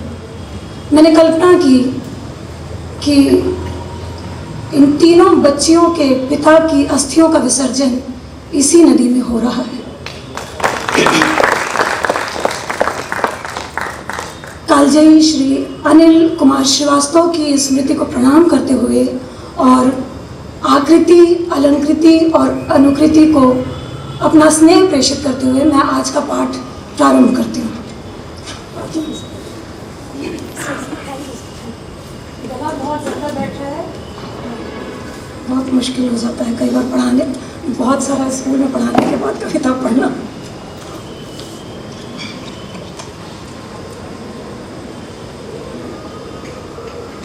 हमारे वरिष्ठ कवि श्री कृष्ण कल्पित जी के पास से साइकिल चली, मुझ तक पहुंची है। पहली कविता है साइकिल वाली लड़की। एक लड़की को मैंने देखा था कटनी में, मैं कटनी गई हुई थी किसी ट्रेनिंग प्रोग्राम में अपने ऑर्गेनाइजेशन की ओर से, और वहाँ पर जाते हुए मैंने एक लड़की को साइकिल चलाते देखा। हमारे बाहर से आए हुए साथियों को मैं बताना चाहूँगी, कटनी जबलपुर से बाजू में लगा हुआ शहर है। अब तो फैशनेबल और डिज़ाइनर सड़कें बन जाने के बाद एक छलांग में कटनी पहुँच जाते हैं। तो वहाँ मैंने एक लड़की को देखा साइकिल चलाते हुए, और तब ये कविता हुई 3 बरस पहले। साइकिल वाली लड़की, वह कस्बाई लड़की अपनी मौज में साइकिल चलाती हुई कहीं चली जा रही थी। वह कस्बाई लड़की अपनी मौज में साइकिल चलाती हुई कहीं चली जा रही थी। क्षण भर का यह दृश्य अपने आकार में इतना विराट था कि अब तलक मेरी सपनाई आंखों में सतत घट रहा है। यह अक्षुण क्षण झरने लगता है, कभी मेरी आंखों से और कभी उंगलियों से। इस दिव्य क्षण की उर्वर मिट्टी में खिल रहे हैं शब्दों के फूल। अंधेरे कागज पर असंख्य सूरजमुखी उग रहे हैं। वह कस्बाई लड़की अपनी मौज में साइकिल चलाती हुई कहीं चली जा रही थी।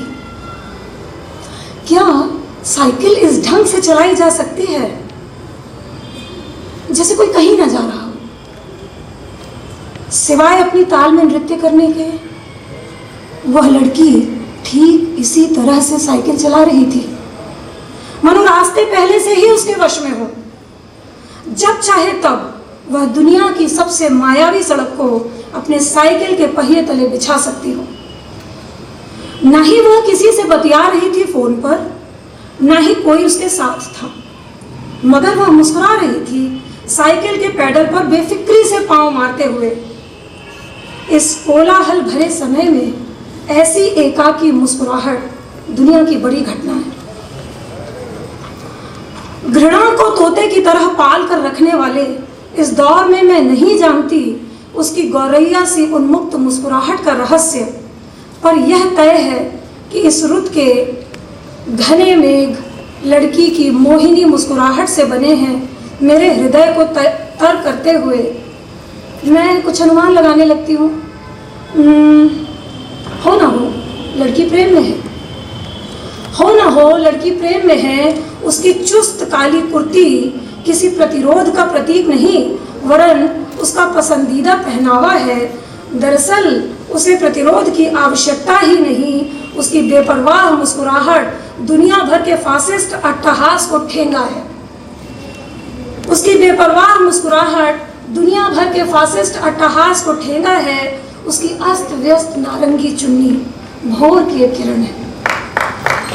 उसकी अस्त व्यस्त नारंगी चुन्नी भोर की एक किरण है, रात के कालिम को काट कर धरती पर बिखरती हुई। कांधे छूते उसके लटकन हिल रहे हैं, हौले हौले आगे पीछे, तमाम घंटा घरों की घड़ी के कांटों को मात देते हुए। एकाएक ठहर गया समय, एकाएक ठहर गया समय। मेरी कलाई पर बंधी घड़ी बंद हो गई है। मैं उसे कोई नाम देना चाहती हूँ, मसलन कि उज्ज्वला, मुक्ता, स्वयं प्रभा, अक्षुण्या या आकाश गंगा, मगर दे नहीं पाती। साइकिल चलाती मंद मंद मुस्कुराती वह लड़की किसी नाम में समा सकेगी? उसकी साइकिल में वह गति है कि नाम तो क्या, समय और स्थान भी पिछले चौराहे पर छूट सकते हैं। जबकि उसकी बल खाती देह यह संकेत देती है कि उसे कहीं नहीं पहुंचना। मनु से जहां पहुंचना था वह पहले ही पहुंच चुकी है। उस लड़की को किसी पार्टी का चुनाव चिन्ह होना चाहिए, क्या नहीं? उस लड़की को किसी पार्टी का चुनाव चिन्ह होना चाहिए। क्या इस भरपूर मुस्कुराहट को पाने के लिए ही नहीं रहा है मनुष्यों का सारा संघर्ष? वह लड़की धरती पर घटा एक ऐतिहासिक दृश्य है, एक सच्ची क्रांति, और मैं कृतज्ञता से भरी हुई उसकी मूक दर्शक। कहीं ऐसा तो नहीं, कहीं ऐसा तो नहीं कि वर्ड्सवर्थ की भटकती हुई रूह अपनी सॉलिटरी रीपर को ढूंढते हुए मुझ में प्रवेश कर गई हो और असीम सुख के इस क्षण में समय एक बार फिर से घूम कर चल पड़ा हो। वह कस्बाई लड़की मंद मंद मुस्कुराते हुए पैडल पर दे रही पाँव के हल्के थाप, पृथ्वी घूम रही मगन अपनी लय में, दुनिया के दोनों हिस्सों पर बारी बारी से सुबह हो रही है।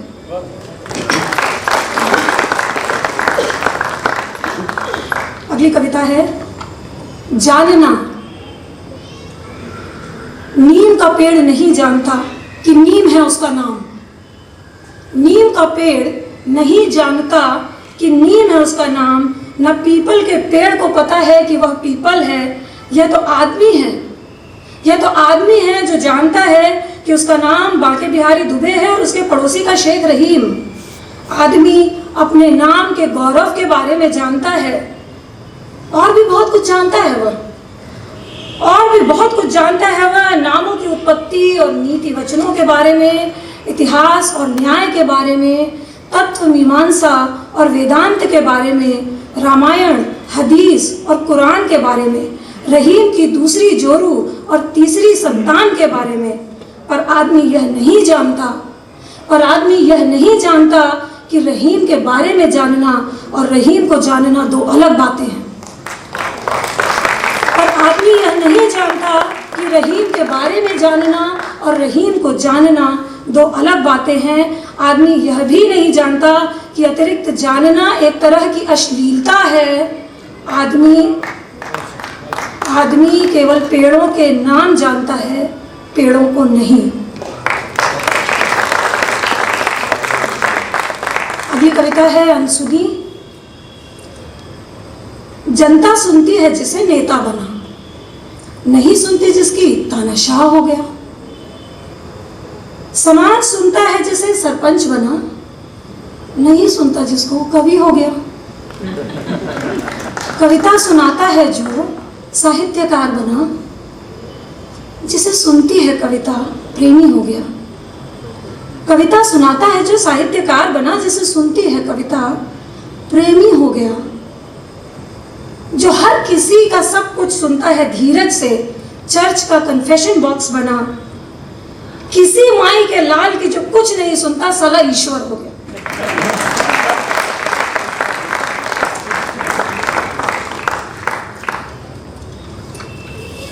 अगली कविता है रणनीति।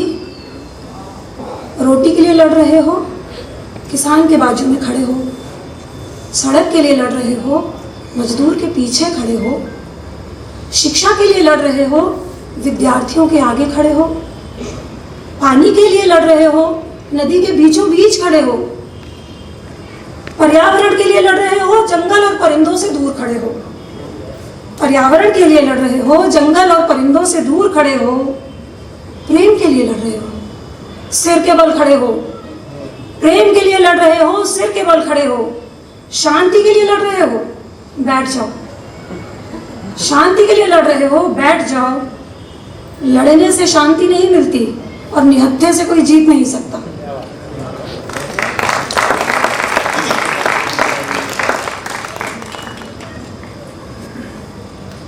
एक कविता है अगली, पानी से बंधती है नाव।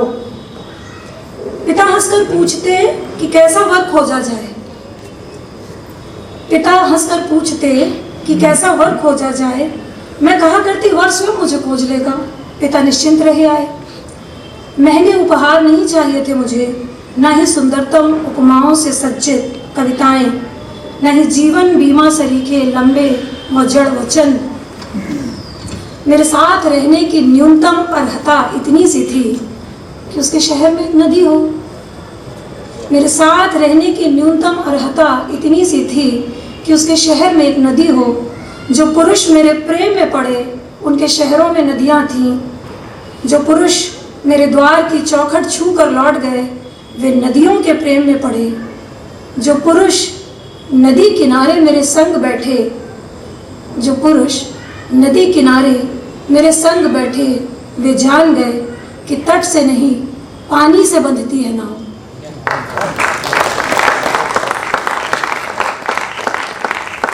और ये आखिरी कविता है, प्रेम की गालियाँ।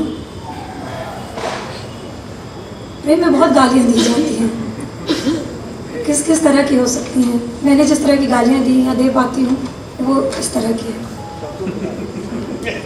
तुम्हें औषध मिले पीर ना मिले, तुम्हें औषध मिले पीर ना मिले, दृष्टि मिले दृश्य ना मिले, नींदें मिले स्वप्न ना मिले, गीत मिले धुन ना मिले, नाव मिले नदी ना मिले, नाव मिले नदी ना मिले। प्रिय, तुम पर प्रेम के 1000 कोड़े बरसे, तुम्हारी पीठ पर एक नीला निशान तक ना मिले। आप सबने मुझे बहुत धीरज से सुना, आप सभी का बहुत। कार्यक्रम का संचालक प्रेमचंद के पंच परमेश्वर जैसा होता है। वो मंच से जो भी कहता है वो बहुत सच कहता है, लेकिन इस संचालक से एक झूठ मतलब गलत बात पहुंच गई है आप तक। बाबूशाह जी की जन्म तिथि को मैंने 10 साल हिंदी और अंग्रेजी के भेद के कारण कर दिया है। 1979 तो 6 फरवरी 1979 है, जो कि मैंने शायद एक 10 साल उनको इजाफा कर दिया। उन्होंने मुझे बताया तो मैं इसको संशोधन कर रहा हूँ। बाबूशाह की कविताओं के प्रेम ने हमें छुआ। अब इस सत्र को आगे ले जाते हुए इंदौर से हमारे बीच में अंबर पांडे। अंबर पांडे का जन्म 15 दिसंबर 1984 को इंदौर में हुआ। युवा कवि, उनकी कृति कोलाहल की कविताओं को वर्ष 2018 के लिए शब्द सम्मान के अंतर्गत थाप श्रेणी के लिए चुना गया है। अंबर युवा पीढ़ी के एक विलक्षण कवि हैं, जिनकी कविताओं में भाषा की एक सुंदर आवाजाही है। जहाँ संस्कृत का संयम है तो उर्दू की रोमानियत भी है।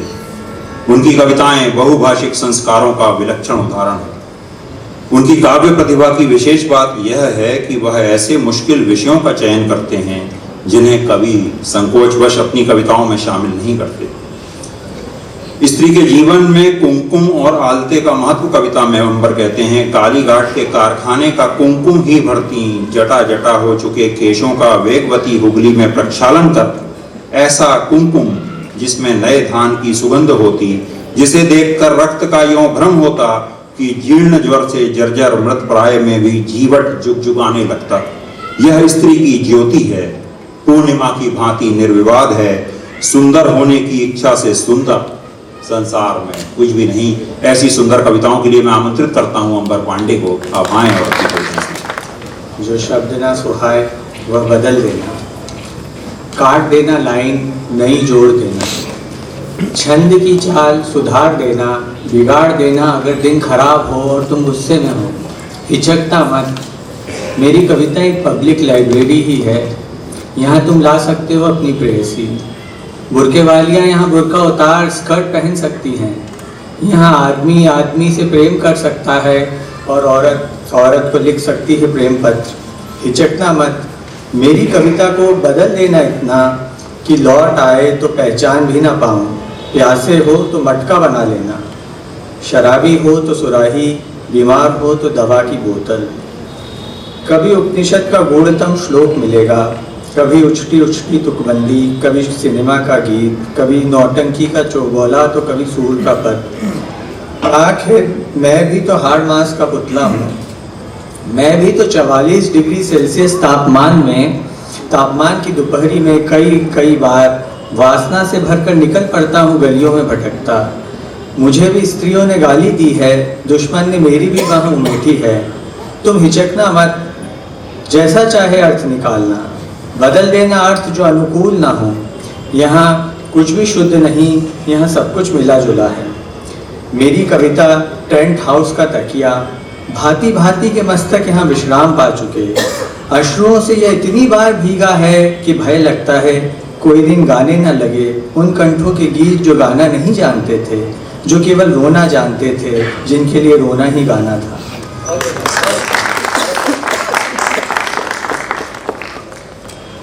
दूसरी कविता है पीछा करना। स्टॉकिंग करते वैसे तो गलत है, लेकिन सभी लोग अपने जिस पे भी उनका क्रश है और स्टॉकिंग करते हैं। पीछा करना, बीतने दो कुछ वर्ष, फिर उसके पीछे पीछे भटकने की बात याद कर तुम लजाओगे या हंसोगे खूब। कैसे उसके पीछे मुड़ने पर सिनेमा के अभिनेताओं की तरह तुम जूतों के फीते बांधने लगते। पीछे सौंदर्य के नष्ट हो जाने में कितना सौंदर्य है यह तुम मन ही मन जानते हो, पर किसी से कहोगे नहीं। तल्ला कई बार बदला है, उन्हीं जूतों में चल सको, पर फीते धागा धागा हो गए हैं। धूप में तेज चलना अब संभव नहीं। पीछे पलट वह देखे अचानक फ्लेमिंगो की तरह, तो तुम मुड़ नहीं पाते उतनी जल्दी, न नाटक कर पाते हो उसे न देखने का। पुतलियां फंस रह जाती हैं सुंदरता पर, डुलती नहीं, अकड़ू हो गई हैं। सौंदर्य उसका वैसा ही रहा जैसे कवियों के मन में चंद्र की उपमा रह गई, अब भी नवीन, अब भी कौंधने वाली मन में। अंधा करने वाली उसकी सुंदरता, आंखें चौंधिया जाती और कुछ दिखाई न देता। फ्लेमिंगो की तरह कभी भी उसका पीछे देखने लगना वैसा का वैसा रहा, और नहीं बदली चौराहों पर बने फव्वारों का गंदा पानी पीने की उसकी आदत। वैसी ही रही प्यास, वैसी ही ओक से पानी पीने की रीति।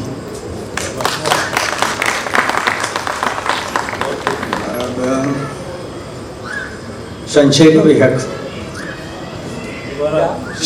विहक। संशय के विहक, रहना इसी घर के छज्जे पर। ओ संशय के विहक, निसंशय होकर मुझे कौन पाना है सत्य। सत्य यही है कि कोई सत्य नहीं। शास्त्रों की यह ढेरियां, यह अमृत बिंदु, वृद्धों का श्रवण, सब जानकर पाया तेरे ही नीड़ विश्राम है मुझे। ओ संशय के विहक, ओ संशय के विहक, ब्रह्म मुहूर्त में गाता रहना विहार, मानस मेरा भटका करता है। यह तुलसीदास का मानस नहीं, धरा जहां का तहां सदा मन। ओ संशय के विहक, रहना इन्हीं टूटी खपरेलों में तुम, उड़ना मत। मुझे नहीं चाहिए हंस जो खपा दे जीवन, खीर से जल निथारता। ओ संशय के विहक, मानना मेरी कही। ये कविता है आटा चक्की की सुगंध। अकारण ही जन्म लिया भारत में, यदि आटा चक्की के भीतर प्रतीक्षा करते, नहीं मिली तुम्हें आटा चक्की की सुगंध। चंद्रमा में यदि सुगंध होती तो वह आटा होता मोटर की चक्की से आता हुआ बाहर। गंधवती पृथ्वी होने का स्वप्न देखता, चंद्रमा निर्गंध रहा बेचारा। यदि तुम आटा पिसाने नहीं गए गली के दूसरे छोर तक, तो तुम्हें क्या पता रोटी का स्वाद, तुम्हें क्या पता जीवन का अर्थ, तुम्हें क्या पता आटे में नहाई कितनी सुंदर लगती है वह औरत, दूध से भरे स्तनों वाली माँ की तरह। अब एक कविता है उत्सव में उससे मिलना। उत्सव के सायंकाल देखते हुए उजाला करते उसे। उत्सव में उससे मिलना, जैसे होता है ना उत्सव में कोई लड़की या कोई भी लड़के को लड़कियां दिख जाती, उसके बारे में। उत्सव के सायंकाल देखते हुए उजाला करते उसे, मैंने कहा किसी को उजाले का क्या लाभ जब उसमें कोई देखे नहीं कुछ। और देखने को क्या है जब देखने को नहीं कोई। उसी काल मुझे दिखाई दी तुम मिठला आती हुई मेरी दिशा में, जैसे कविता दिखाई देती है ठेठ पश्चिमी में सबसे पूर्व। पहने हुए सफेद कपड़े, केश छोटे थे दोपहर को जो कटवाए हों, धूल से भरे धूप खाए केश कट गए थे और निकल आई थी नष्ट चंद्र की कांति सी चोटी। बात ना हुई मगर तुम्हारा चित्र मोबाइल से, मगर तुम्हारा चित्र ले लिया चुपके से। उसके बाद भ्रष्टमती सा भटकता हूँ प्रेम में, पूर्णमासी की प्रतीक्षा नहीं, पागल हूँ पीछे अष्टमी चंद्र के भी मैं। अब एक आखिरी कविता सुना देता हूं।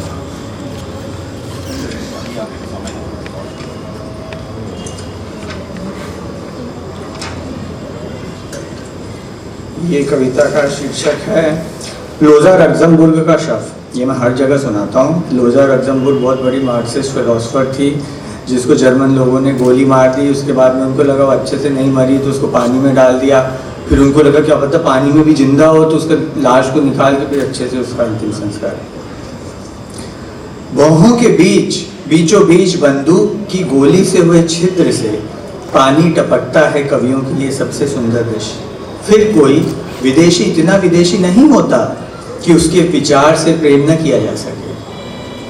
फिर कोई विदेशी इतना विदेशी नहीं होता कि उसके विचार से प्रेम न किया जा सके।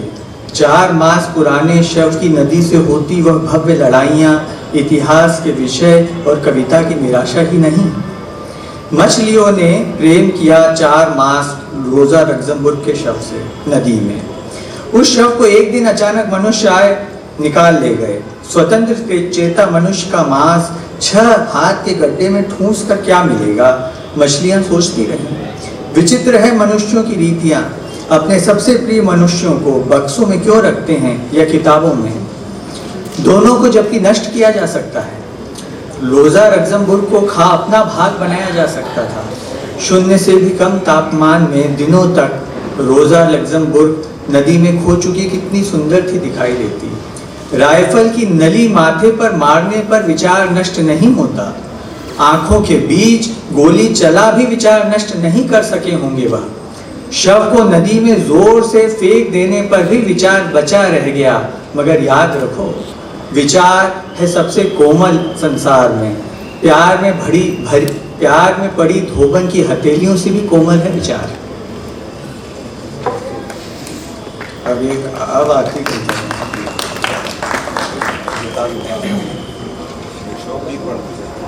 शोकगीत नहीं, मैं पहले लाने वाला था फिर मैं नया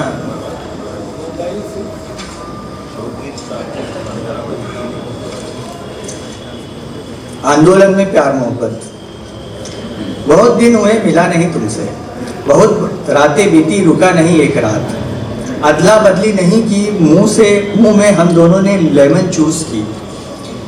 और इतने आंदोलन हैं, भीड़ है, झोंझ झपटे हैं, रिक्शा से उस रिक्शा, दूर हवाई चप्पल में दौड़ना। इतने दिन यूं बीते, खाने का ठिकाना नहीं, सिगरेट पर सिगरेट फिर चाय। मिल जाने दो जो हम चाहते हैं, जो देश चाहता है, मगर इस बीच चुरा कर घंटा या 2 मिल तो सकते हैं कहीं अगस्त क्रांति मैदान के आसपास कोई दोस्त के ठिकाने पर। हम दोनों को संग लड़ना है बहुत दिनों रातों तक। तो ध्यान रखो खाना पीना टाइम पर हो और हफ्ते में कम से कम 7 दिन, चलो ठीक है 5 दिन, चलो 4 पर पक्की बात, हम मिलते रहें ठंड में जल्दी जल्दी इन होने वाली रातों को, घंटे भर को, इतने जुलूस में। आखिर तुम एक औरत हो, आखिर मैं एक मर्द हूँ।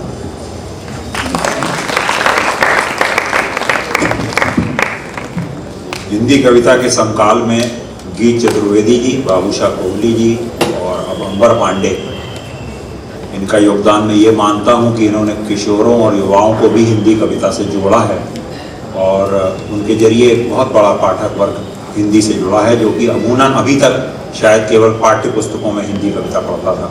इस नाते मैं उनको ये श्रेय देता हूँ। बहुत सुंदर कविताएं अंबर ने पढ़ी। धीरे धीरे उनके पाठ की कला में भी और निरंतर निखार आएगा, ऐसी मैं कामना करता हूँ, और ज़्यादा वो हमको छू पाएंगे। इस सत्र को समाप्ति की ओर ले जाते हुए और एक बहुत ज़रूरी बात कि हमारे जो कविगण यहाँ पर आमंत्रित हैं उनको स्मृति चिन्ह और शॉल शीपल देकर सम्मानित करने के लिए अग्रज कवि आशुतोष दुबे जी ने संकेत किया है और यहाँ पर रेखांकित किया है कि यहाँ संचालकों ने अपनी भूमिका अच्छी तरह से निर्वहन की है, जिसमें मैं भी शामिल हूँ, मुझे भी श्रेय मिला है। तो मैं सभी संचालक महोदयों को आमंत्रित करूँगा यहाँ पर। पंकज स्वामी जी आ जाएं और योगेश गनोरे जी आ जाएं, मुरली दादा आ जाएं, मुरलीधर नागराज जी, और कृपया हमारे सम्मानित कविगणों को। मुरलीधर नागराज जी हमारे बीच उपस्थित हैं, कल के विमोचन सत्र के संचालक। आशुतोष दुबे जी अग्रज कवि हमारे, उनका अभिनंदन करेंगे। मुरली दादा, आशुतोष। हम तो आप लोगों को सुन के इतना ज़्यादा आनंदित हुए हैं। बहुत अच्छा लगा। योगेश गनोरे जी से आग्रह है कि हेमंत देवलेकर जी का शॉल शीपल से अभिनंदन करें। प्रोफेसर आनंद सिंह राणा साहब, यदि मेरी आवाज सुन रहे हो तो कृपया आए। सर इधर देखिए। आदित्य श्रीवास्तव और अनुकृति श्रीवास्तव।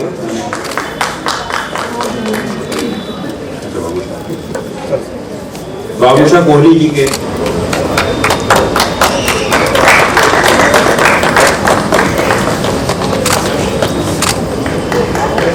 दुनिया में एक ही आदमी का 2 बार ये तो मतलब मैं अभिभूत हूँ, मतलब ये पहली बार हुआ है।